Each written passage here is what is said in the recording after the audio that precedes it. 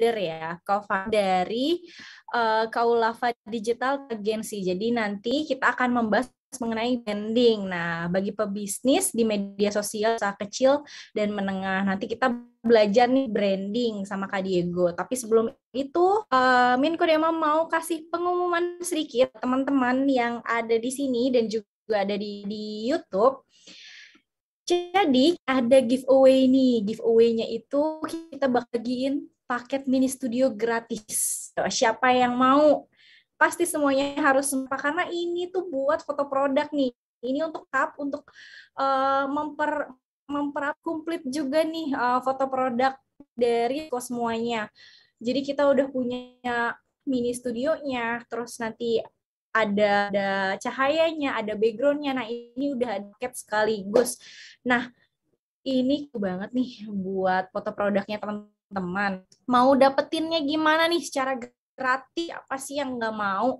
Caranya gampang banget. Teman-teman boleh langsung join grup Facebook.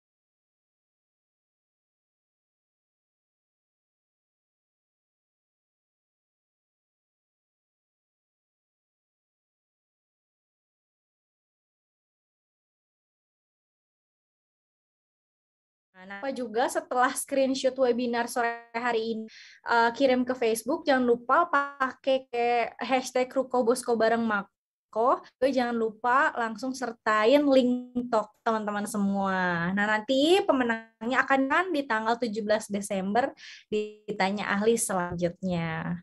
Oke, teman-teman. Nanti kalau bisa ini di screenshot biar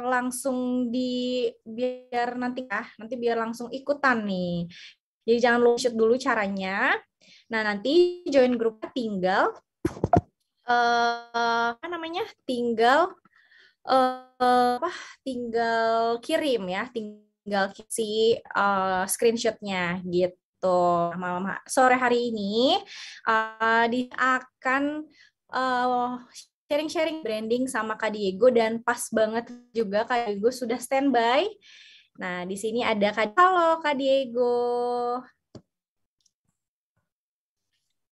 Halo, Assalamualaikum sore semua. Sore Mbak Salam kenal dan teman-teman Kak semua. Diego. Gimana kabarnya Kak Diego? Baik, alhamdulillah baik. Sedikit hujan aja di sini ya. Semoga teman-teman juga dimanapun teman-teman berada dalam keadaan baik dan sehat juga supaya sesi sharing hari ini bisa lebih maksimal juga gitu. Betul. Buat teman-teman nih jangan sampai kelewat karena ini sebentar lagi Kodema akan lemparkan materinya langsung nih ke buat teman-teman. Kita harus stay fokus. Kita nanti akan belajar nih mengenai brand aja nih yang nanti akan Kak Diego sharing nih mengenai pengalaman Kak Diego dan juga tips and tricksnya nih branding. Oke, kalau gitu Kak Diego langsung saja waktu dan tempat dipersilahkan Kak Diego. Terima kasih. Ya, terima kasih Kak Dema. Openingnya, terima kasih juga untuk Mas Edi tadi ya. Materinya sangat aplikatif ya. Tips-tipsnya bagus-bagus. Semoga teman-teman bisa ambil pelajaran dan bisa langsung praktekin gitu ya. Karena memang beberapa tips tadi dari Kak Edi ya yang disebutin yang tadi juga sudah kita simak itu saya rasa sudah banyak diantaranya merupakan best practice gitu atau praktek-praktek yang memang banyak dilakukan oleh teman-teman yang bisnisnya sudah dalam tahap oke saat ini gitu ya. Oke, mungkin saya izin untuk share screen dulu ya.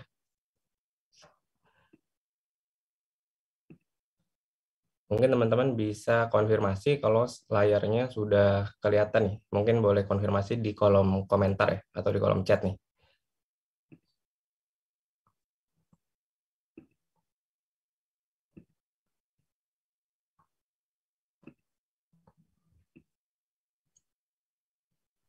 sudah terlihat sudah Ya, aman nih Kak Igu.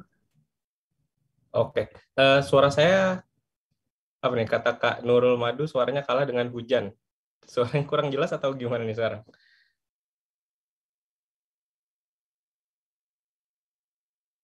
Ya, suaranya udah jelas ya. Alhamdulillah. Oke. Jelas banget. Siap. Oke deh. Kalau gitu mungkin kita langsung mulai ya. Nggak langsung mulai juga sih, tapi kita apa namanya? Kita buka dulu ya materinya. Bismillahirrahmanirrahim. Selamat sore teman-teman semua. Semoga dalam keadaan sehat ya, dalam keadaan sehat dan tidak kekurangan satu apapun. Dan mudah-mudahan saat ini sedang dalam apa namanya keadaan yang enak gitu ya, nyaman dalam menyimak materi sore ini nih gitu. Nah, jadi mungkin sebelum kita masuk ke materinya, saya mau berterima kasih dulu ya sama Kak Dema, Mas Edi juga yang kebetulan kemarin sudah apa namanya ngajakin saya sharing gitu ya ke bosku sekalian nih di sore hari ini di minggu yang kurang cerah ini ya. Alhamdulillah tapi lumayan adem di sini. Terima kasih juga kepada Toko ya yang saya lihat di YouTube series webinar sharing-sharing tentang tips bisnisnya udah banyak banget dan mudah-mudahan karena memang banyak sekali ilmu-ilmu yang bermanfaat yang ada di YouTube yang ada di YouTube-nya Toko ya. Mudah-mudahan salah satunya adalah sesi kita saat ini juga itu mudah-mudahan bisa dikonsumsi oleh teman-teman yang saat ini sedang merintis bisnisnya apalagi di tengah-tengah pandemi. Mudah-mudahan sih ini sudah di ujung pandemi ya, sehingga sekarang kita lihat juga ya, perekonomian sudah mulai menggeliat, daya beli sudah mulai naik dan banyak orang yang sudah apa namanya sudah mulai lagi konsumtif gitu. Jadi memang ini merupakan waktu yang pas banget untuk kita banyak sharing, banyak belajar dari teman-teman yang sudah melakukan apa namanya best practice dalam bisnis gitu ya, sehingga kita bisa sama-sama belajar supaya nanti ketika ekonomi betulan saatnya ekonomi ini bangkit kita sudah siap dalam beradaptasi seperti itu. Oke. Ya. Mungkin bos-bos sekalian saya izin untuk memperkenalkan diri dulu kali ya. Saya izin dulu untuk memperkenalkan diri. Jadi nama saya Diego F. Patiselano, namanya agak panjang nih. Tapi bisa dipanggil Diego aja. Diego aja. Dan saat ini saya sedang merintis bisnis digital agency ya, digital dan kreatif agency yang namanya ini Kulava, seperti itu. Namanya Kulava. Alhamdulillah saya udah belajar atau saya mulai belajar digital marketing itu dari tahun 2013 ya. Tahun 2013, 8 tahun yang lalu. Jadi saat ini saya sudah berjalan 9 tahun di digital marketing. Yang pada waktu itu saya mulai belajar di perusahaan namanya Lamido, dan Lamido ini dulu adalah anak perusahaan Lazada atau cikal bakal situs marketplace Lazada yang sekarang gitu. Kemudian saya juga tergabung dulu ya pernah kerja di beberapa e-commerce lain atau tech startup lain. Salah satunya adalah Happy Fresh, mungkin di antara teman-teman ada yang sudah tahu juga. Sehingga di sini selama 2013 sampai tahun 2017 itu saya banyak tanda kutip ya menimba ilmu di kantor-kantor ini seperti itu. Kemudian tahun 2018 saya mulai mencoba untuk bisnis online karena sepertinya ilmu-ilmu yang saya dapat dari digital marketing ya di perusahaan-perusahaan tech startup itu sangat aplikatif dan kayaknya oke juga nih untuk saya memulai bisnis sendiri gitu. Dan akhirnya setelah saya berjualan online dari 2018 sampai sekarang gitu ya, saya juga merintis agensi kulava.com ini di tahun 2021 dengan satu orang partner saya seperti itu. Dan ini alhamdulillah ya setelah 9 tahun berjalan digital marketing ini dan setelah merintis agensi ya Kulava di tahun 2021 itu kita sudah mengelola sebanyak 30 brand lebih ya dari 20 industri gitu ya. Dari 20-an industri yang apa namanya industrinya ini sangat berbeda-beda. Ada yang F&B ya, food and beverage atau makanan dan minuman, ada yang apa namanya manufacturing, ada juga yang UMKM dan ada juga yang pendidikan gitu ya. Jadi macam-macam nih alhamdulillah. Dan juga kita sejauh 9 tahun ini dari 2013 sudah mengelola budget marketing itu sekitar 52 miliar rupiah gitu. Dan alhamdulillah dari pengalaman yang saya sebutkan tadi, itu hari ini kita akan coba untuk berbagi pengalaman tersebut ya ke teman-teman, Bapak Ibu, bosku sekalian nih, gitu. Ya, saya izin langsung mulai. Jadi untuk sesi saat ini ya, karena tadi juga dikasih tahu sama teman-teman mungkin waktunya kurang dari 1 jam ya. Jadi ini kita agak persingkat sedikit ya. Dan mudah-mudahan materinya masih tetap masih tetap bisa diterima dengan baik ya. Jadi akan kita bagi menjadi beberapa bagian nih, atau 4 bagian ya dalam hal ini. Yang pertama kita akan coba membedakan dulu ya branding dan marketing gitu. Perbedaannya apa? Ya, perbedaannya apa gitu ya. Ini kayaknya ada wajah-wajah yang familiar nih. Ya, kita lanjut dulu ya. Jadi branding dan marketing itu perbedaannya seperti apa supaya nanti kita bisa lebih jelas dalam menangkap materi ya. Kemudian poin kedua nanti kita akan masuk ke pengenalan bisnis kita supaya kita bisa melakukan positioning yang lebih baik seperti itu. Kemudian langsung kita akan membahas tentang materi yang sifatnya aplikatif ya, langkah-langkah dalam membangun si positioning ini. Dan kita akan masuk ke setelahnya Q&A atau tanya jawab ya, sesi tanya jawab. Oke, kita langsung mulai ke materi yang pertama nih. Jadi apa sih bedanya branding sama marketing nih? Teman-teman ada yang masih bingung nggak ya? Branding dan marketing ini bedanya apa? Karena beberapa kali ngobrol sama teman-teman dari industri apapun gitu ya, entah itu bisnis yang sudah besar atau industri yang masih mulai merintis apalagi gitu ya, ini masih sangat tanda kutip rancu ya dalam membedakan branding dan marketing gitu. Mungkin teman-teman sambil saya jelaskan bisa menjawab nih, ada yang udah terbayang atau belum antara branding dan marketing gitu. Sambil saya jelaskan sedikit ya. Ya, kita jelaskan dulu seputar branding nih. Oke, nah kita bayangkan ada seorang anak muda ya, ada seorang anak muda yang anak muda ini dia ingin mencari kerja misal.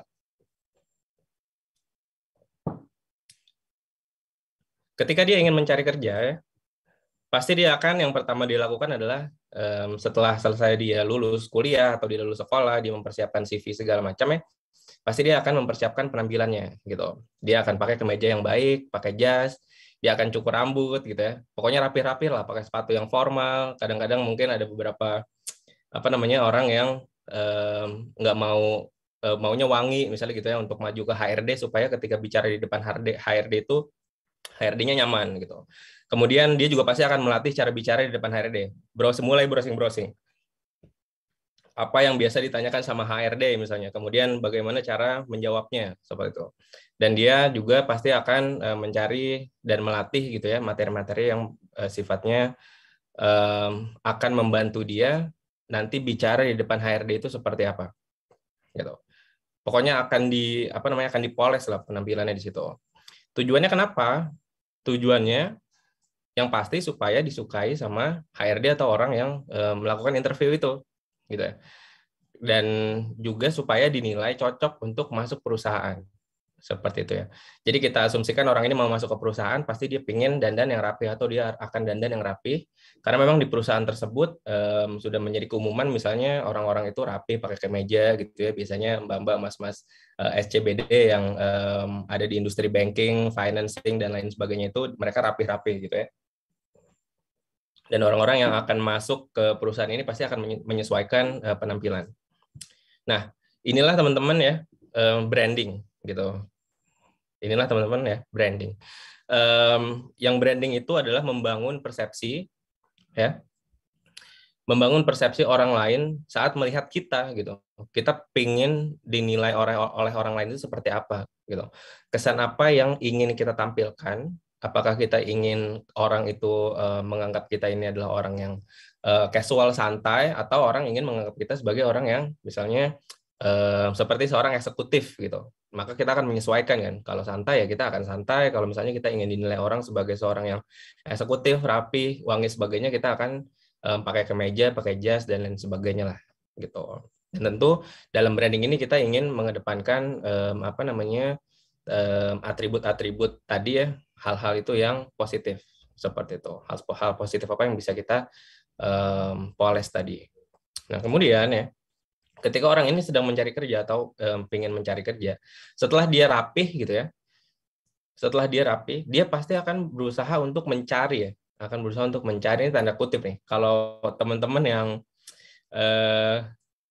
usianya 90-an kayak saya dulu mungkin ketika mencari kerja masih apa namanya cari-cari kerja langsung berjalan gitu ya atau jalan. Tapi kalau sekarang nih kita udah job street ya. Kita tinggal buka job street, kita tanya-tanya teman, kita nyebarin CV lewat email gitu ya. Kita sering update cari lowongan di LinkedIn misalnya. Kemudian kita juga akan keluar cari-cari perusahaan yang bisa walk-in interview. Gimana caranya kita setelah kita rapih tadi gitu ya, kita memikirkan cara supaya saya sampai ke kantor-kantor ini gitu. Kira-kira apa namanya bagaimana caranya gitu. Tujuannya gimana? Ya, yang tujuannya adalah supaya kita bisa ngedapetin prospek ya, perusahaan-perusahaan yang akhirnya membuka peluang gitu. Jadi kita jalan ke sana sini, kita sebar CV sana sini kan untuk membuka peluang gitu. Dari 100 atau dari 50 CV yang kita kirimkan, mungkin kita akan dipanggil 5 kali interview atau 10 kali interview oleh 10 perusahaan yang berbeda gitu ya.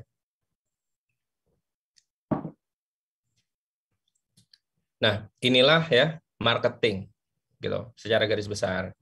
Bahwa marketing ini ya ini adalah proses mendistribusikan diri kita atau produk kita ya. Kalau dalam hal bisnis berarti ke kanal-kanal marketing yang paling mungkin untuk mendapatkan prospek leads serta untuk menjangkau calon pelanggan. Gimana caranya orang itu yang tadinya nggak kenal kita jadi kenal, yang sudah kenal menjadi beli, yang sudah beli akhirnya menjadi langganan gitu. Inilah proses marketingnya.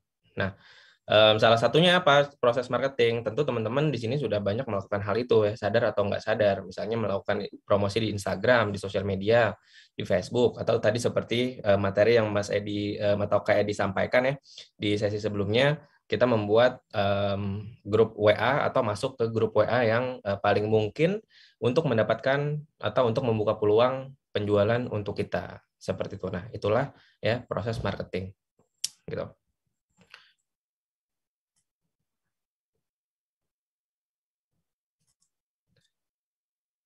Ya, untuk proses marketing dan branding nih, mungkin saya coba rekap sedikit dulu ya sebelum kita masuk ke poin sebelumnya. Dan teman-teman kalau ada pertanyaan untuk branding dan marketing ini, karena semakin mengenali atau semakin bisa membedakan antara branding dan marketing nanti akan semakin baik gitu, akan semakin gampang untuk kita dalam menerapkan strategi-strategi selanjutnya. Seperti itu ya. Jadi kalau ada pertanyaan boleh ditanyain sekarang sambil saya rekap sedikit nih untuk branding dan marketing ya. Bahwa tadi kita jelaskan ya branding itu adalah proses ya membangun persepsi orang lain saat melihat kita gitu. Kalau brand itu atau kalau orang itu kita pakai kemeja, pakai jas, mencukur rambut, berarti kita ingin persepsi orang itu menganggap kita adalah seorang eksekutif atau orang yang sukses misalnya seperti itu. Atau kalau kita pengennya orang menganggap kita ini adalah orang yang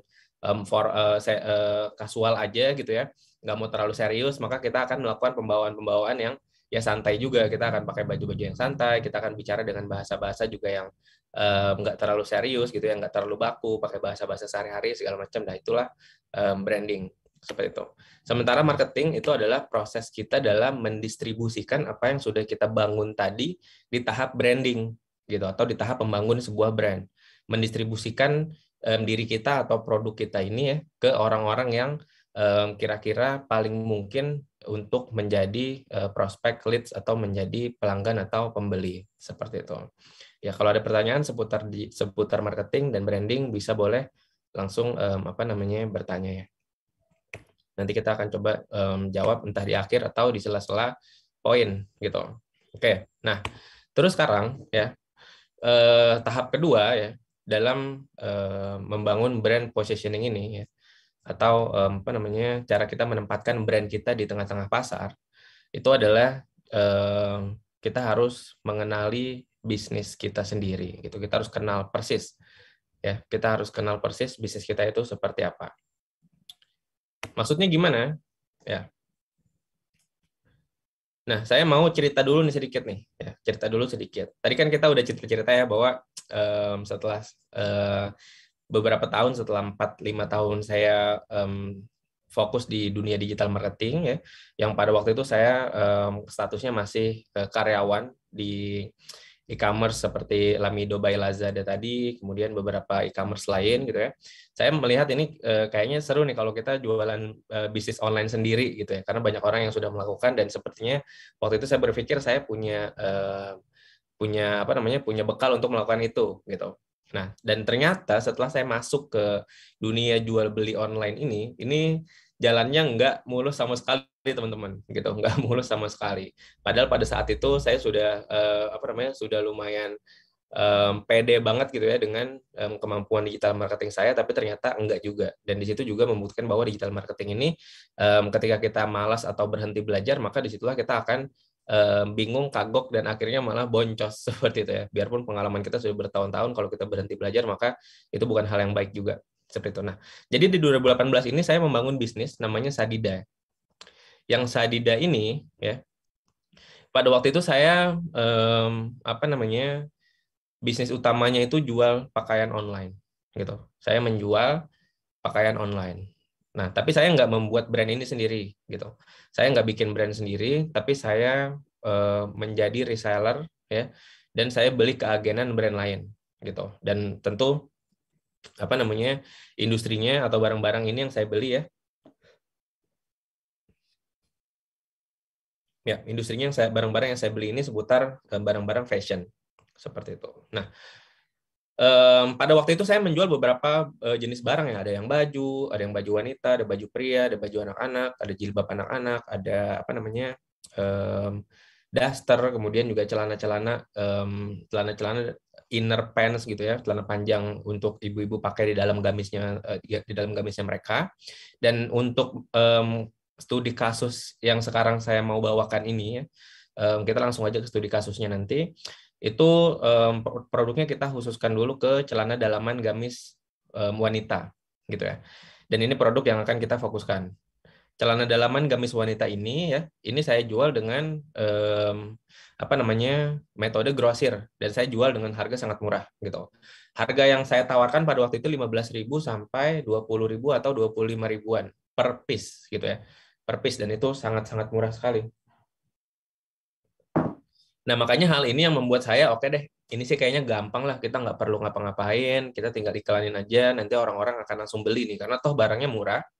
Dan pada saat itu ya, di tahun 2017-2018 itu, persaingan di Facebook Ads pada waktu itu spesifik untuk produk ini, itu belum terlalu tinggi, jadi saya pikir ini akan sangat gampang lah terjual, gitu. Ya. Kemudian target pasar saya pada waktu itu ya, itu adalah ibu-ibu ya yang memakai gamis dan memerlukan inner pants gitu, yang panjang untuk di dalam gamisnya itu, yang mereka murah ya, barangnya ini murah, dan supaya mereka untuk gantian sehari-hari atau gonta-ganti setiap hari gitu ya. Kemudian target pasar saya berdasarkan kemampuan membelinya ya, itu menengah dan cenderung rendah gitu ya, karena barang-barang ini murah sekali, tentu orang-orang yang tanda kutip punya uang nggak mau beli produk ini seperti itu. Dan lokasinya yang ramai itu untuk produk ini adalah daerah-daerah pinggiran perkotaan. Jadi kalau di Jakarta nggak terlalu laku, tapi kalau di Depok gitu ya, di Cibinong, di Kabupaten Bogor, Sukabumi, dan lain sebagainya ini produknya lumayan laku gitu. Jadi saya sudah mengetahui target pasar saya, kemampuan membeli mereka, dan mereka itu tinggalnya di mana sih, itu saya pada waktu itu sudah mengetahui. Makanya saya sangat pede banget nih untuk menjalankan ini kayaknya akan langsung profit gitu saya pikir. Oke. Nah, ternyata setelah saya menjalankan iklan ini ya, di Facebook Ads pada waktu itu, ternyata iklan ini tuh boncos gitu ya. Ini saya nggak mendapatkan profit sama sekali dalam menjalankan promosi ini gitu ya. Sama sekali nggak ada profitnya. Pada waktu itu saya ingat saya keluar beberapa saya sedang testing ya, pilot beberapa ratus ribu ya, kalau nggak salah 400-500 ribu. Tapi setelah keluar uang segitu banyak ya di Facebook Ads, itu nggak ada orang yang bahkan WA saya gitu. Karena kan ini orang ngeklik kemudian akan masuk WA. Tapi ternyata nggak ada yang masuk WA, atau ada yang masuk WA kalau nggak salah pun mungkin sedikit, cuma 2 atau 3 orang aja. pada waktu itu iklan berjalan selama 1 minggu. Makanya ini saya pikir ada yang salah kayaknya. Saya coba cek copywriting-nya. Ini sepertinya pada waktu itu saya udah pikir ini udah fokus ke promo dan berbatas waktu. Seperti yang sudah saya pelajari di kantor-kantor saya sebelumnya dalam melakukan promosi. Biasanya kan kalau kita melakukan ini diskon 50%, itu kan biasanya orang akan langsung beli misalnya. Bahkan di sini kita bilang berbatas waktu gitu ya. 50% cuma sampai hari apa gitu misalnya. Itu juga nggak jalan juga ternyata. Yang kedua, pricing ini saya sudah buat sedemikian rupa sesuai dengan hal yang sudah saya pelajari waktu itu gitu. Saya bilang di sini beli makin banyak, harga semakin murah gitu ya. Jadi misalnya ibu atau bunda beli barang ini 25.000. Kalau beli 3 atau beli 20 piece langsung, ini harganya bisa langsung turun ke 15.000. Itu kan murah banget dan seharusnya secara psikologi atau scarcity effect gitu ya, itu orang akan FOMO gitu, akan takut ketinggalan promo, biasanya sih gitu ya menurut teori-teori digital marketing yang banyak kita pelajarin gitu. Dan di sini saya udah bikin konten yang menurut saya ini udah bagus banget gitu. Gambarnya bagus banget, gambarnya sudah jelas, pemilihan warnanya juga sudah enak segala macam gitu ya. Tapi ternyata iklan ini tetap boncos, seperti itu, iklan ini tetap nggak menghasilkan apa-apa untuk saya. Kenapa? Nah, ini masalah yang pada waktu itu setelah saya pelajari gitu ya, masalah utamanya ada di sini, bahwa saya waktu itu lupa menerapkan positioning branding gitu. Saya lupa menerapkan positioning dalam branding. Ya, positioning dalam branding itu apa? Ya, jadi brand positioning ini adalah strategi memposisikan bisnis kita pada benaknya pelanggan supaya timbul citra tertentu. Nah, kan ini jadi nyambung nih dengan yang tadi sudah kita bahas antara bedanya marketing ya dan branding. Bahwa ternyata apa yang saya lakukan di di slide sebelumnya ya, ini hanya proses marketing aja gitu. Saya nggak mikirin brandingnya. Saya pikir udah saya bikin aja sebagus mungkin. Habis itu ya udah saya iklanin di Facebook Ads dan saya berharap langsung profit dari situ gitu. Dan ternyata ini salah satu kesalahan dan pembelajaran terbesar selama saya fokus di digital marketing 8-9 tahun ke belakang ini, bahwa ketika kita lupa dalam menerapkan positioning branding ini ya, kemudian kita mempromosikan suatu produk ke pasar yang sudah crowded, banyak saingan, banyak orang yang sudah memiliki pilihan-pilihan masing-masing gitu ya, itu akan sangat sulit untuk kita masuk ke dalam pasar ya, biarpun kita sudah pakai Facebook Ads, IG Ads atau yang lain gitu ya. Ya, dari Kak Ida katanya suaranya kecil ya. Kalau sekarang udah jelas belum? Udah saya gedein nih mic-nya. Diego aman suaranya. Aman ya suaranya, oke. Ya. Oke, jadi brand positioning itu tadi adalah strategi memposisikan bisnis kita pada benak pelanggan supaya timbul citra tertentu. Maksudnya gimana? Nah, maksudnya kita langsung masuk lagi ke studi kasus yang tadi ya. Bahwa ternyata kesalahan saya di sini ini langsung masuk ke ya dari Cirebon aman terdengar jelas katanya, padahal jauh. Oke, makasih Kak Siti ya.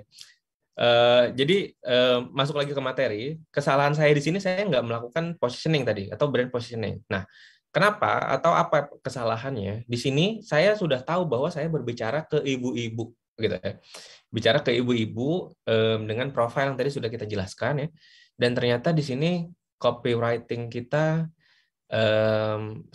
biarpun di sini sudah menonjolkan penjualan yang murah atau harga yang murah, harga grosir, tapi ternyata gambarnya terlalu eksklusif gitu. Gambarnya terlihat terlalu mahal. Ya, ini poin yang sangat penting. Kemudian yang kedua juga di sini ya, gambar di sini ya, padahal saya jualannya grosir.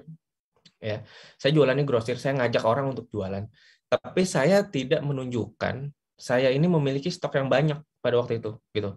Fotonya cuma satu ini aja tok gitu. Jadi saya nggak menunjukkan oh ini saya punya stok banyak, supaya nanti kalau kalian pesan 100 piece, 1000 piece, 100.000 piece itu saya bisa menyediakan pada waktu itu gitu. Tapi itu saya tidak tonjolkan. Padahal saya jualan grosir. Kemudian yang ketiga di sini, kesalahan yang saya lakukan juga adalah saya nggak menonjolkan nih bahwa saya itu menawarkan pembeli dengan harga yang sudah terbaik nih, gitu. Harga yang saya tawarkan ini sudah harga terbaik. Kenapa saya bilang harga terbaik? Karena pada waktu itu produk yang saya jual ini saya ambil langsung dari konveksi, yang konveksi ini terkenal sangat murah, gitu. Bayangkan kita jualan modalnya satu piece barang itu 15.000 aja, kita bisa jual dengan harga 25 sampai 30 ribu, itu kan keuntungannya di atas 100% berarti ya. Atau 100% atau 85 sampai 100% gitu. Tapi hal ini bahwa barang ini adalah barang dari tangan pertama dan kita mengambil langsung dari konveksi, ini enggak kita highlight pada waktu itu atau enggak kita tonjolkan. Nah, yang terakhir dari sisi copywriting ya, di sini copywriting saya ini kurang enak gitu. Nggak enak dibaca sama ibu-ibu karena terlalu hard selling. Nah, ibu-ibu ini kan juga mereka lagi ada di sosial media dan mereka sedang bersantai gitu ya. Ketika kita memperkenalkan produk, orang-orang ini nggak tahu kita siapa, tiba-tiba kita datang menjelaskan atau menawarkan produk dengan bahasa-bahasa yang sangat hard selling, tentu orang akan ilfeel gitu. Mungkin teman-teman sudah banyak dengar tentang storytelling marketing ya, atau bahasa kerennya itu apa namanya, covered selling gitu kalau kata Kang Dewa nih. Covered selling itu kita berjualan dengan copywriting tapi seolah-olah kita tidak berjualan ya. Ini profile atau target, kalau kita menargetkan target pasarnya ibu-ibu seperti itu ya, mereka sangat menyukai storytelling gitu. Makanya di sini copywriting yang saya lakukan ini merupakan suatu kesalahan juga gitu. Nah, kemudian ya, setelah tadi pembelajarannya kita catat atau pembelajarannya itu saya catat ya, oh ternyata kesalahan saya ini A B C D E gitu ya. Saya coba perbaiki dari sisi ya, dari sisi brand positioning, bahwa saya menempatkan diri saya ini harusnya adalah seorang penjual grosir ya. Penjual grosir, dan saya menawarkan produk yang murah sekali langsung dari tangan pertama. Kemudian poin ketiganya, saya ini punya produk yang sangat banyak sekali gitu. Sehingga teman-teman mau beli 5 piece, 10 piece, 20 piece, 100, 200, 300, 1000 piece pun saya bisa langsung kirim sebetulnya gitu. Karena kan hal ini yang penting untuk teman-teman ketika kita menjalankan bisnis yang kita mencari reseller gitu. Kita harus memastikan bahwa stok kita ini banyak dan akan continue seperti itu ya. Itu harus harus kita tahu juga kayak gitu. Nah, kemudian saya lakukan perubahan-perubahan nih teman-teman. Saya lakukan perubahan-perubahan ya, dan akhirnya dengan perubahan-perubahan yang nanti akan saya jabarkan nih, saya mendapatkan ROAS ya. Kalau teman-teman mungkin ada yang sudah tahu, ada yang belum tahu tentang ROAS ini. ROAS ini artinya Return on Ad Spend ya. Berapa banyak kita keluarkan untuk beriklan dan berapa banyak kita mendapatkan omset dari biaya tadi gitu. Dalam hal ini saya mengeluarkan biaya alhamdulillah pada waktu itu 2.500.000 ya. 2.500.000 rupiah. Saya kalau nggak salah ingat ini 1-2 bulan kalau nggak salah ingat ya, saya menjalankan iklan ini. Kemudian saya menjual 1.500-an piece produk ya dalam waktu 1 bulanan itu dengan omset sekitar 42 juta rupiah gitu. Kok bisa langsung dari spend 500.000, 600.000 tanpa hasil gitu ya. Kemudian ketika diperbaiki iklannya atau diperbaiki positioningnya ya, salah satunya itu bisa langsung naik ke mengeluarkan uang 2.500.000 rupiah, kemudian omsetnya langsung 42 juta. Nah, ini akan kita coba bedah dari sisi positioningnya gitu ya. Nah, di sini yang saya rubah teman-teman. Yang pertama itu saya mengganti foto, karena foto ini adalah hal yang pertama kali orang akan lihat gitu ya. Dalam branding, visual itu sangat penting. Dan orang itu harus langsung bisa menangkap kita itu siapa, menjual apa, dengan harga berapa, dan kita menjualnya ecer atau grosir. Dari gambar saja gitu, atau dari gambar aja. Karena orang-orang di sosial media mereka scroll feed-nya itu sangat cepat banget gitu ya. Cepat, apalagi sekarang ada generasi Gen Z gitu ya, atau generasi milenial nih yang muda-muda itu mereka di sosial media nggak mau lama-lama, makanya video-video TikTok atau video-video Reels yang sifatnya cuma 15 detik, 10 detik itu sangat bagus banget gitu ya, karena mereka suka konten-konten yang cepat-cepat aja gitu. Nah, makanya di visual kita dalam branding ini harus diperhatikan bahwa kita harus langsung menggambarkan bisnis kita itu apa dalam satu gambar aja gitu, atau dalam satu set gambar, dalam satu set visual. Jadi di sini saya ganti teman-teman dengan gambar yang memperlihatkan stok saya yang banyak ini ya. Ini kalau kalau teman-teman lihat di gambar ini ada 4, yang di pojok kiri atas itu gambar produknya saya berantakin gitu ya, saya berantakin. Ada karungnya juga, ada orang yang lagi kerja juga di situ. Jadi di sini orang langsung menganggap, oh orang ini menjual barang grosir, langsung positioningnya langsung ter-highlight gitu ya, langsung tergaris bawahi. Kemudian di situ saya juga kasih gambar foto-foto yang dari handphone aja, nggak diedit lagi. Saya foto di atas rumput biasa aja seperti itu. Untuk menggambarkan ini loh produk yang akan kalian dapatkan secara nanti ketika kalian beli. Jadi saya foto close up gitu ya fotonya. Kemudian di situ saya hadirkan banyak sekali gambar-gambar foto ya. Saya foto biasa aja pakai handphone di depan teras rumah. Saya kasih patung di situ. Kemudian saya foto satu warna, satu foto, dan saya upload semua ke Facebook gitu. Sehingga di sini orang langsung terlihat bahwa oh ini jualan grosir, ini pasti murah dan barangnya banyak banget nih. Mau tanya-tanya gitu ya. Nah, terus di situ selain tadi dari dari visualnya, copywriting-nya juga saya ganti gitu. Nah, di sini saya langsung copywriting-nya menceritakan keuntungan, dan saya ceritain juga bahwa barang saya itu saya ambil langsung dari konveksi gitu. Jadi di sini orang langsung kan ada yang namanya kita langsung nangkep gitu ya. Oh, barang ini dari konveksi. Berarti barangnya murah nih. Konveksi sama dengan murah gitu. Tapi kalau kita nggak jelaskan, misalnya kita bilang mall, berarti langsung persepsinya oh barang ini pasti mahal. Nah, persepsi itu yang harus kita bangun. Makanya di sini kata kunci yang saya angkat adalah konveksi, supaya orang bisa langsung menangkap bahwa barang-barang yang saya jual ini adalah barang-barang yang sangat murah, sangat terjangkau gitu ya, tanpa tentu menghilangkan kualitasnya seperti itu. Nah, jadi secara keseluruhan, ini poin terakhir yang saya tulis di sini, itu konten yang saya buat ini atau konten yang saya sudah rubah ini, itu sangat terasa grosirnya, murahnya, dan sangat terasa bahwa ini bisnisnya ada orangnya gitu, karena foto-foto pekerjaannya kelihatan, fotonya juga di rumah, nggak diedit, segala macam. Kita bandingin nanti dengan foto-foto yang sebelumnya tadi, seperti itu. Ya. Kita langsung percepat mungkin ya. Nah, ini adalah poin terakhir gitu. Sebetulnya tadi saya mau rekap, tapi mungkin kita rekapnya nanti di terakhir aja gitu ya. Jadi untuk mempersingkat waktu juga, ini poin ketiga adalah langkah-langkah membangun positioning brand itu seperti apa supaya saya juga ingin sesi kali ini kita bisa langsung aplikatif gitu ya, atau bisa langsung selesai dari sesi ini bisa langsung mengaplikasikan. Nah, ini langkah-langkahnya ada 3 langkah yang sudah saya rangkum. Sebetulnya tentu langkahnya sudah banyak, mungkin di antara teman-teman sudah banyak juga yang belajar tentang branding secara keseluruhan, tapi karena di sini kita sedang membahas studi kasus, hal yang sudah saya jalankan di beberapa waktu ke belakang itu, dan apa yang saya perbaiki dan lain sebagainya, di sini saya rangkum menjadi 3 langkah membangun positioning branding gitu ya. Yang pertama yang harus kita lakukan teman-teman ya, kita tuh harus kenal dulu dengan bisnis kita gitu, kenal dengan bisnis kita. Kesalahan yang saya lakukan itu bahwa saya membuat konten yang terlihat mahal untuk mempromosikan barang yang murah gitu. Dan ini merupakan kesalahan yang sangat fatal gitu ya. Ini merupakan kesalahan yang sangat fatal.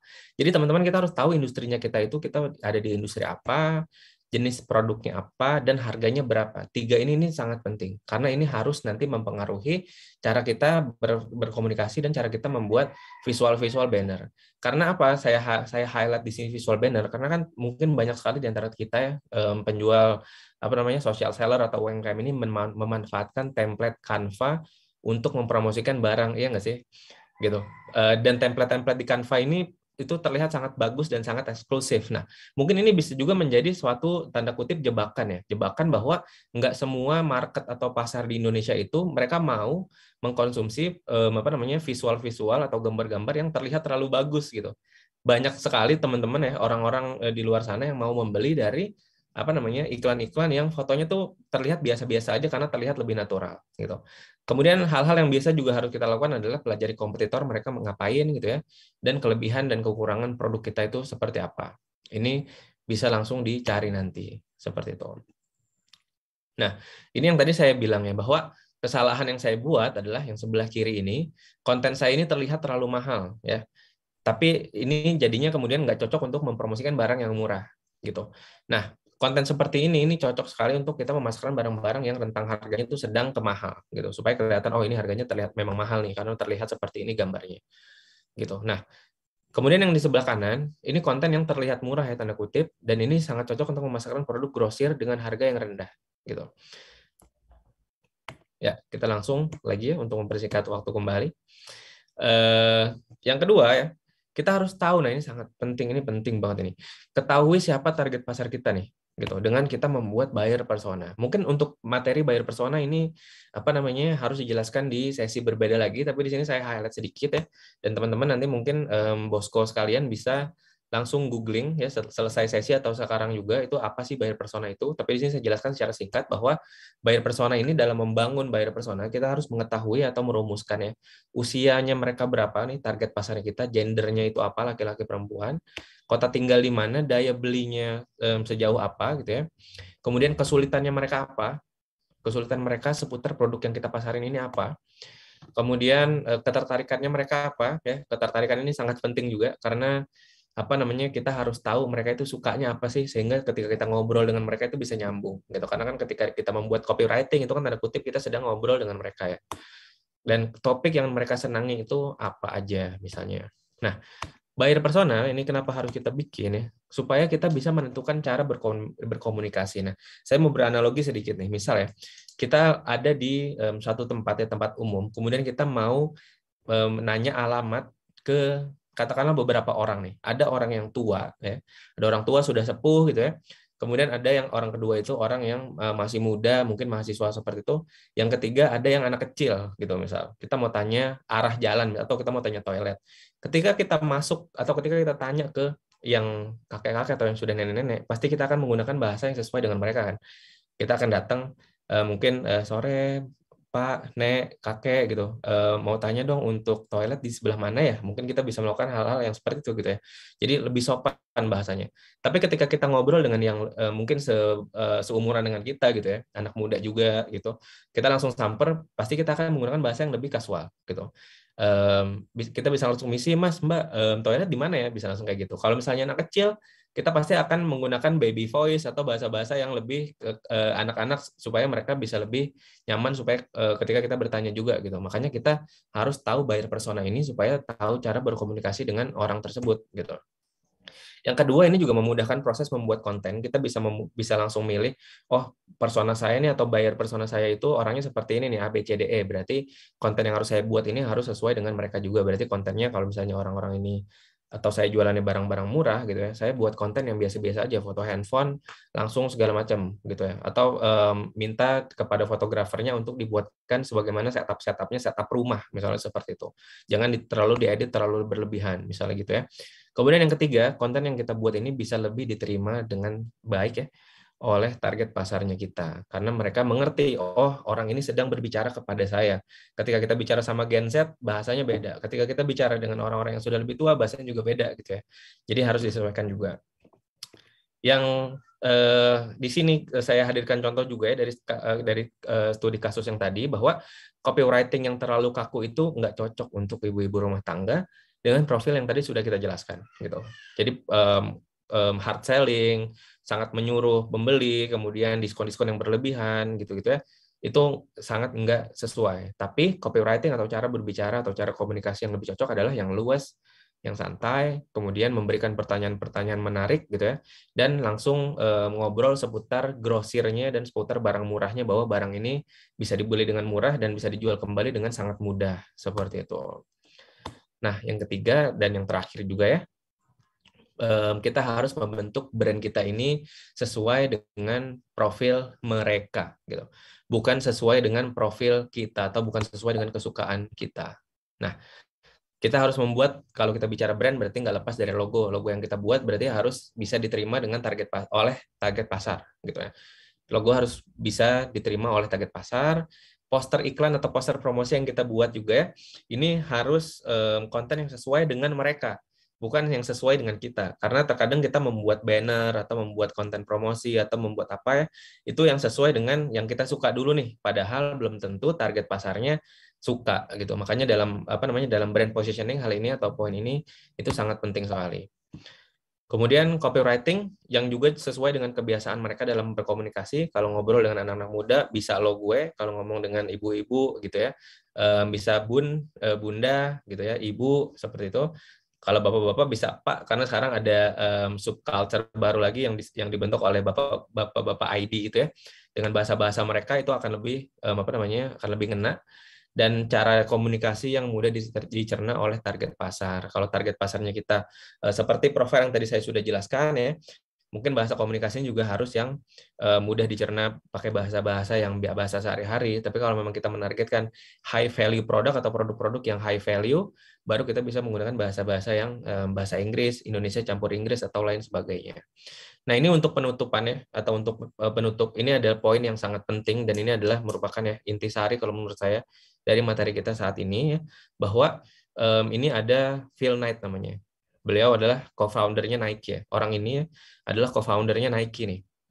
Jadi si Phil Knight ini dulunya ketika dikasih logo sama si desainer, ini nih logonya Nike, kita akan buat seperti ini. Dia langsung bilang bahwa saya nggak suka sama logo ini gitu.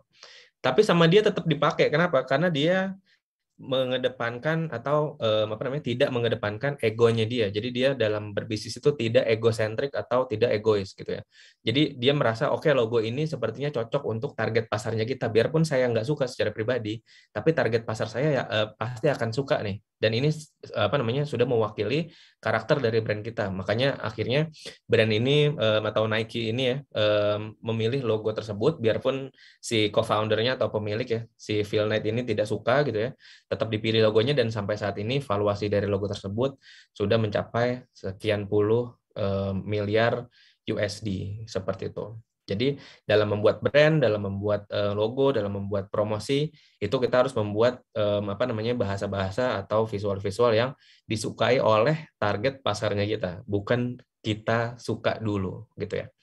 Seperti itu. Oke. Terima kasih, mungkin materi dari saya sekian materi dari saya.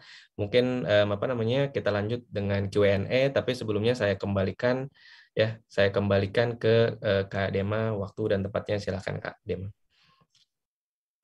Terima kasih Kak Diego atas materinya yang dibagikan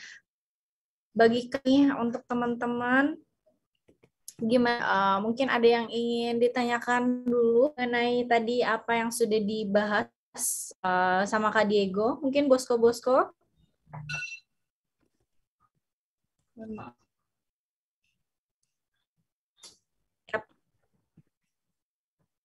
Kita oke.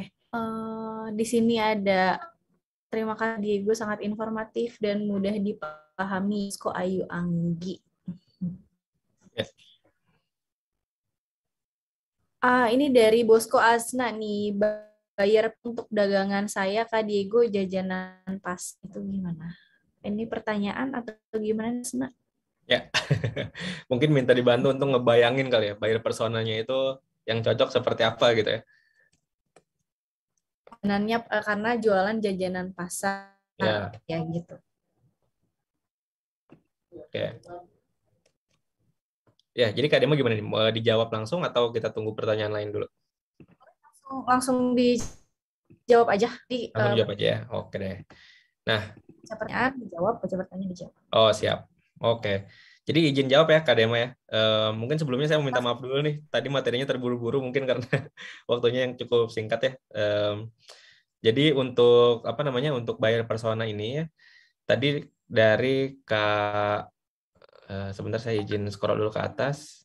Kak Asna ya, buyer persona untuk dagangan jajanan pasar nih, jajanan pasar. Ya, jajanan pasarnya nih Kak Asna harus harus spesifikin dulu jajanan pasar apa gitu, karena jajanan pasar banyak. Tapi saya coba kasih contoh ya. Misalnya saya coba kasih contoh, misalnya jajanan pasarnya ini basreng gitu. Ya, jajanan pasarnya basreng. Basrengnya ini ke Kak Asna ini sebelum membuat atau sebelum maju ke pembuatan buyer persona itu harus mengetahui ya hal yang tadi nih. Jadi nanti ini mungkin materinya bisa di-share ya Kak Dema ya ke teman-teman ya, supaya bisa exercise Tapi di sini ya untuk untuk hal ini kita harus paham dulu jenis produk sama harganya nih seperti tadi. Bahwa jajanan pasar itu kan macam-macam, yang ada yang mahal, dikemas secara premium, ada yang memang plok jajanan pasar diplastikin nggak pakai branding kemudian dijual langsung gitu ya. Nah, untuk contohnya misalnya yang langsung dijual dan nggak pakai branding, ini kan kita harus tahu dulu siapa yang biasanya membeli produk itu gitu. Usia dan gendernya mereka apa. Kalau gender mungkin saya sih kurang tahu nih, karena saya sendiri sebagai saya sendiri laki-laki tapi suka ngemil jajanan pasar ya. Jadi mungkin gender dan gendernya perlu diketahui dulu, laki-laki atau perempuannya ya. Kemudian mereka tinggalnya kebanyakan di mana gitu. Tinggal di mana, daya belinya seperti apa. Karena ini harus nyambung dengan harga. Misalnya daya belinya adalah menengah misalnya gitu ya, menengah dan cenderung misalnya ke bawah, karena jajanan pasar yang saya jual ini murah nih, misalnya cuma 5 ribuan sampai 10 ribuan aja per kemasan misalnya gitu ya. Kemudian kesulitan mereka apa? Jajanan pasar itu susah untuk dicari sekarang, karena sekarang masa pandemi banyak penjual-penjual penjual-penjual yang biasanya nongkrong di depan gang atau di depan sekolahan itu hilang, karena banyak pelangganan saya juga hilang nih gitu. Toko-toko yang saya biasa beli mereka di sana tuh hilang. Jadi kesulitan saya sekarang nggak ada nyari basreng yang sering saya beli itu nggak ada. Nah, ketertarikan mereka apa dan juga topik yang disenangi ini mereka apa gitu. Nah, kemudian kita harus bikin si buyer persona ini, bahwa buyer persona saya adalah orang-orang ya yang pertama usianya itu mungkin kalau kita bicaranya online berarti usianya 20 sampai 27 aja nih gitu. Usianya 20 sampai 27. Kenapa 20 sampai 27? Karena usia yang muda atau di bawahnya di bawah 20 gitu ya. Ini nggak terlalu banyak yang mereka membeli jajanan secara online misalnya, karena mereka masih punya banyak waktu untuk keluar rumah gitu. Sementara orang-orang yang usianya 20 ke 27 biasanya mereka sibuk bekerja tapi mereka kesulitan pengen jajan atau mereka pengen ngemil gitu ya. Jadi kita udah tahu tuh ketertarikannya mereka apa. Misalnya ketertarikannya mereka adalah misalnya tanda kutip ya, angle-nya kita bisa ambil nostalgia gitu, nostalgia tentang basreng atau jajanan-jajanan pasar yang lain, seperti misalnya rambut nenek atau misalnya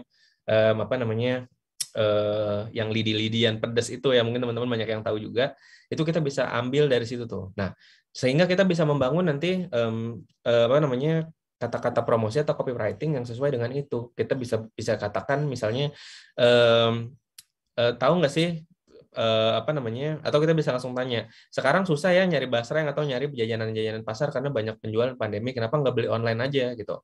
Dan di sini kita bisa langsung masukin katalog di situ, misalnya eh, di media promosinya gitu ya.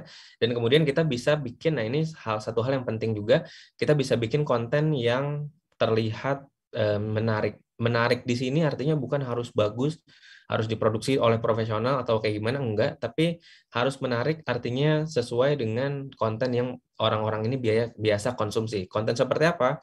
Konten-konten reels yang langsung diambil dari handphone dan diedit langsung di Instagram.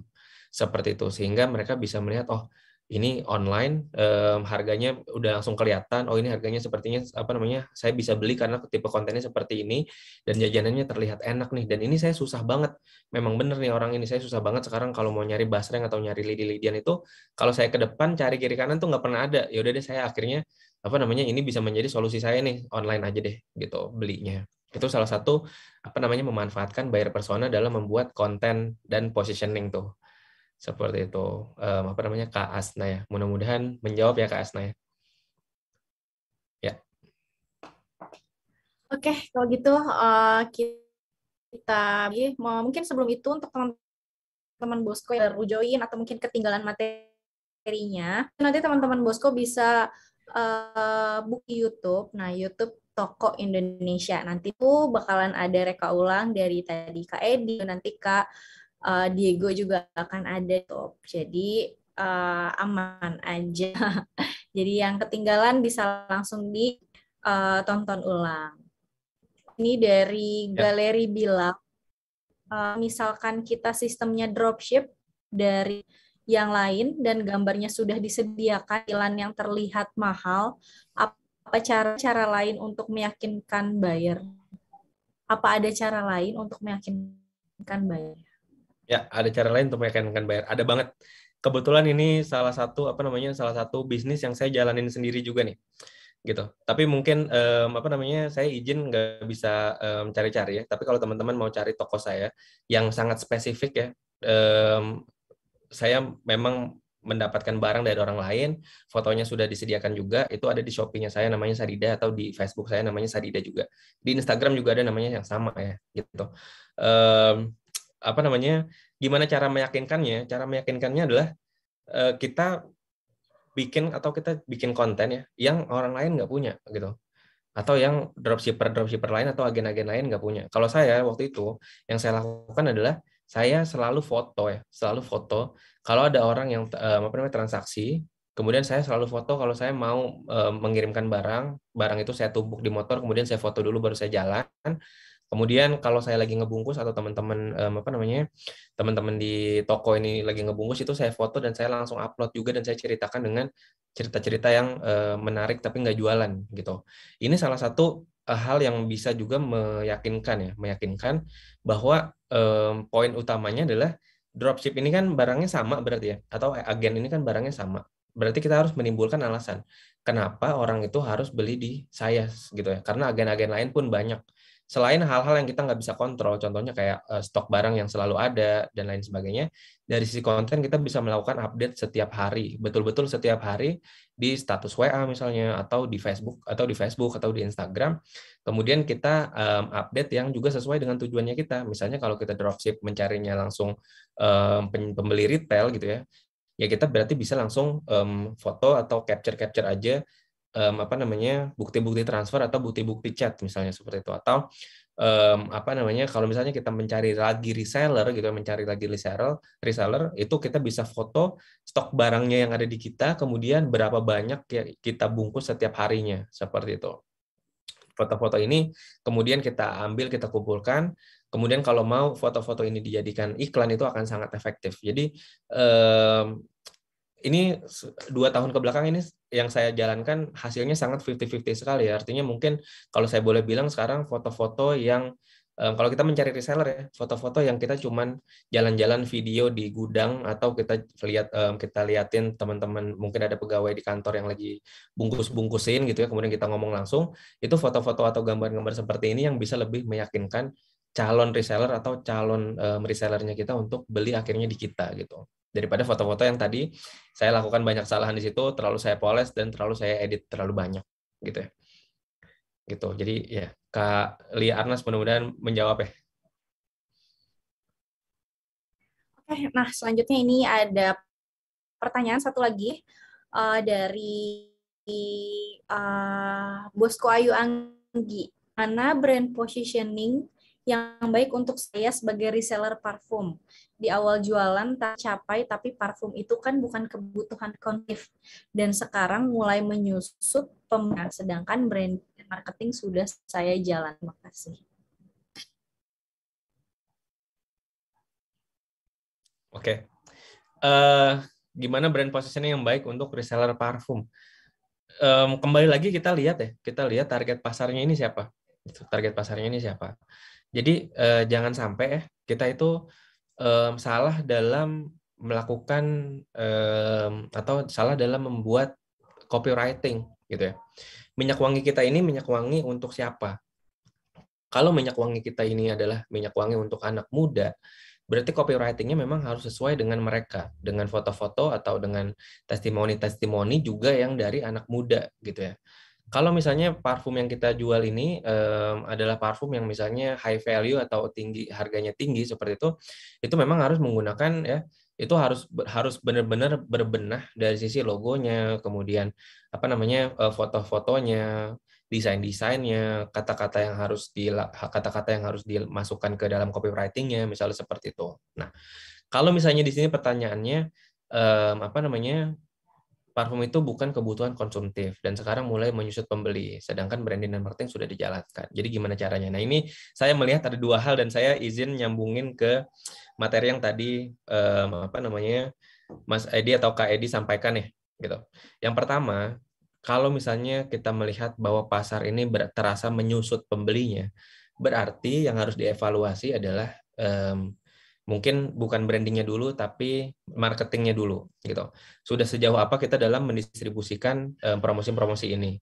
Apakah kita sudah menjangkau target pasar yang kita inginkan dan sudah seberapa banyak kita menjangkau mereka gitu, dan sudah berapa banyak kita menghabiskan misalnya uang marketing di situ gitu. Itu harus dievaluasi. Intinya kalau di spesifik pertanyaannya menyusut pembeli ya, itu artinya prospeknya atau jangkauan prospeknya harus lebih luas lagi.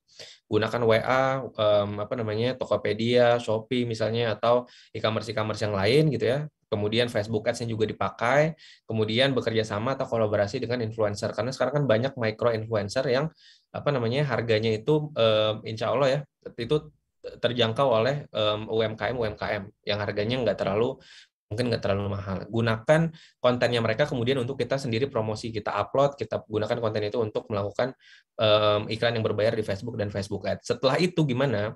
Di sini kan dibilang bahwa parfum itu bukan kebutuhan konsumtif. Artinya beli ya nanti kalau misalnya sudah habis. Nah, tugas kita adalah memastikan ketika dia sudah habis, dia tetap ikan sama kita. Gitu.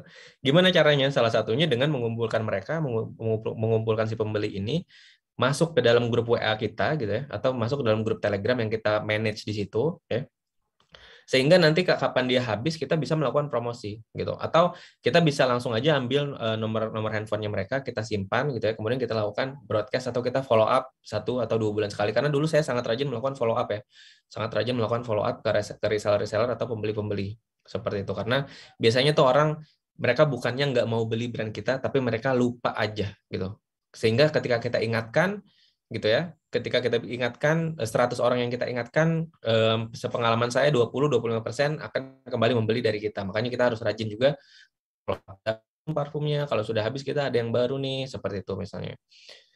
Oke, mudah-mudahan menjawab ya Kak Ayu Anggi.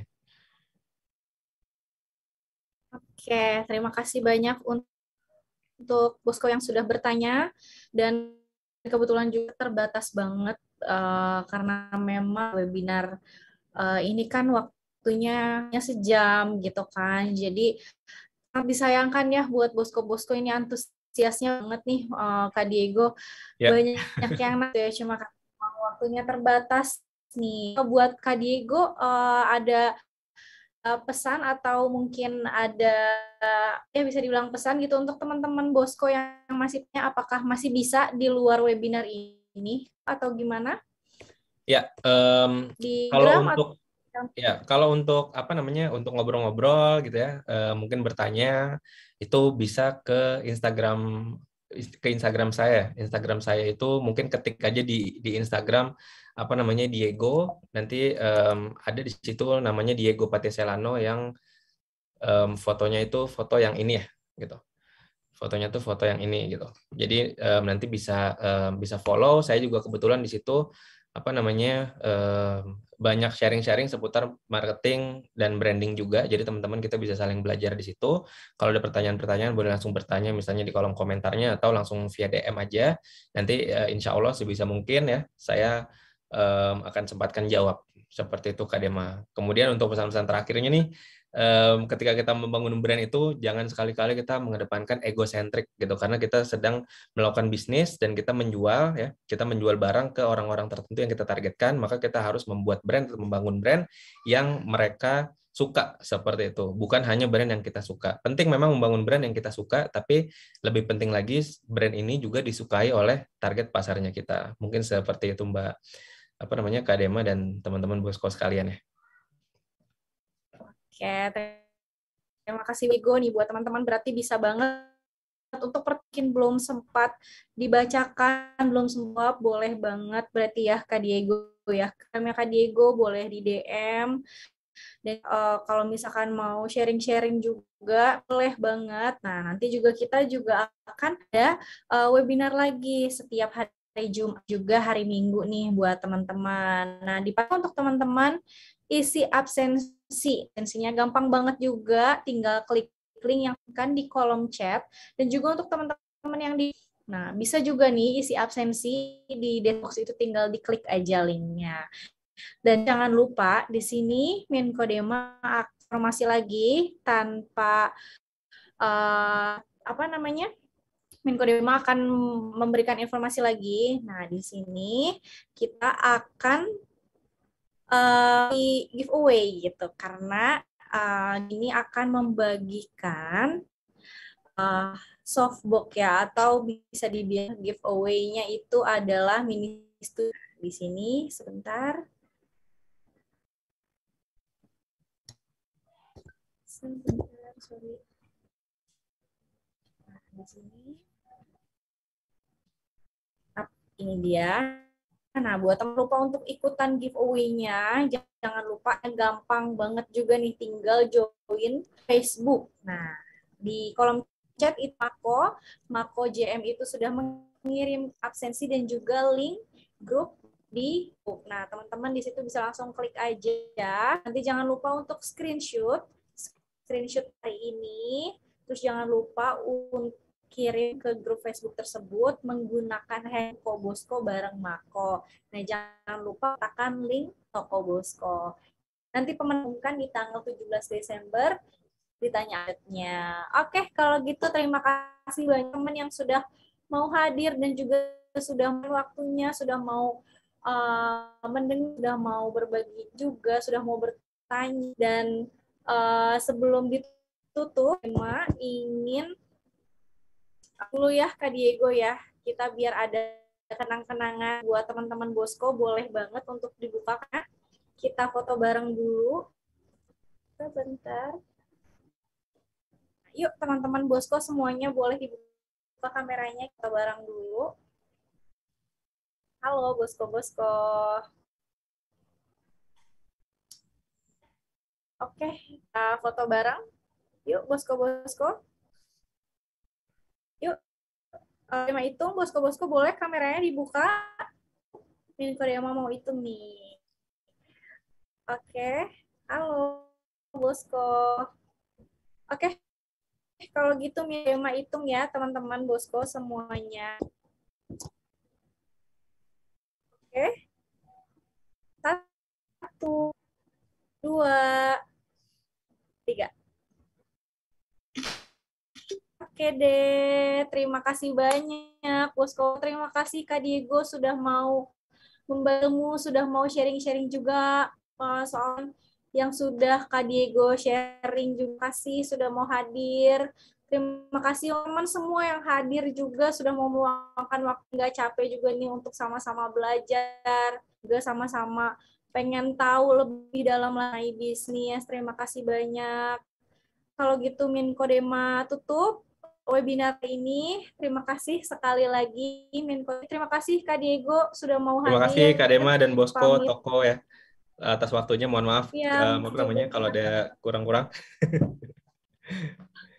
Ya, sama nih juga mohon maaf apabila ada salah-salah kata, dan juga untuk teman-teman yang sudah bertanya tapi belum terjawab, nanti kita akan nyambung lagi selanjutnya, dan teman-teman juga bisa nanti ke Instagramnya Kak Diego mau bertanya mengenai digital marketing atau branding yang sudah di sama Kak Diego. Terima kasih banyak Bosko, pamit undur diri.